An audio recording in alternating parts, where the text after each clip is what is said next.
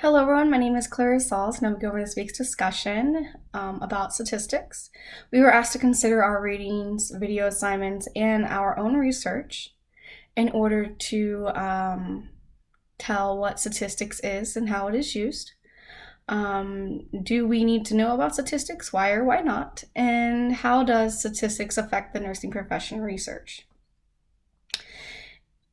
Statistics involves a part of science that works in collecting, organizing, analyzing data to help draw references from the samples to the whole population. Statistics are also used as variables that go from one individual member of society to another individual through qualitative and qualitative information. An example of quantitative information involves the height and weight that can be measured on a scale, whereas the sex of a person and the eye color of a person gives qualitative information. Knowing about statistics is essential in research studies, which help to conduct well-designed studies, leading to a valid and reliable result. If statistic techniques are inappropriate use, then the analysis results may lead to the faulty conclusions, inducing errors, and undermining the article's worth. Students who study research need to have adequate knowledge about the underlying statistical methods, which will help with improving research designs and promote quality medical research, evidence-based guidelines for formulating patient ratios of positive and negative effects. An example of how statistics affects the nursing profession or research involves patient-centered care, which is a healthcare delivery that recognizes the patient's values and preferences. This is a crucial and essential use to quality and delivery of care from an organizational and professional level in order to encourage better patient outcomes with their health.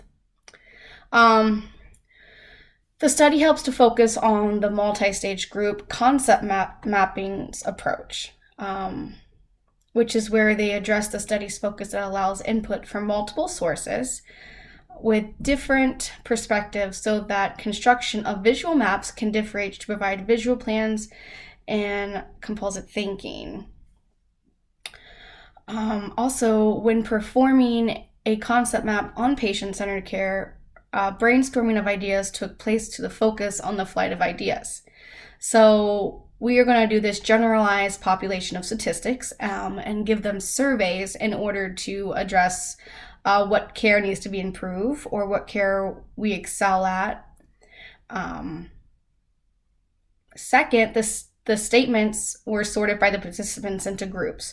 So basically, if a patient is part of the OB unit, there is a survey for that. Or if there's a patient that's in the ICU, ER, cardio, respiratory, any of those issues, they would have individualized surveys for that, which helps to draw back the patient-centered care for each unit because each unit is different. So patient-centered care is going to be different. The third aspect consisted of results data that analyzed quantitative and qualitative data that was produced to address the visual concept for statistical purposes for improvement.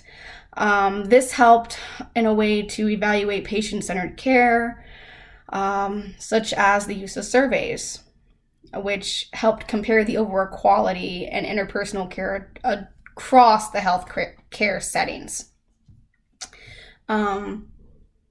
So it also helped to provide actionable feedback to individual clinicians or healthcare systems about what needs to be changed to achieve the patient-centered care. So going more into detail with the surveys, instead of asking, would you rate your quality of care from 1 through 5, it would be like, oh, did you feel that the nurse had a therapeutic communication style individualized to your needs on a scale of 1 to 5? Another thing would be standardized patient assessments. Like I said before, based on what the issue of health is wrong with the patient, we want to assess based on that standardization. And then we want to address the direct observation, which will be necessary to the perspectives on what counts as patient-centered care and how it can be accomplished.